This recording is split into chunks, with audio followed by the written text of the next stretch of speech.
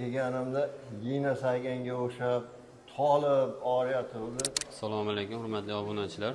Mana navbatdagi bemorimizni 4-5 bel umurtqalararo disk sho'rasi o'ng tomonlama olib tashlash tashrifi o'tkazilgan.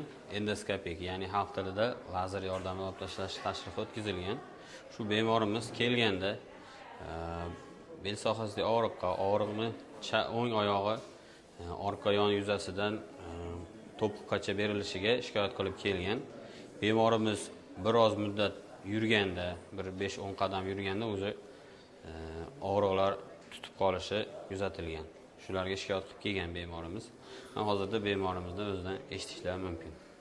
Haqiqatan men kelganimda giyna sayganga o'xshab tolib og'riyotgandi. Men doktorlarga rahmat qildi.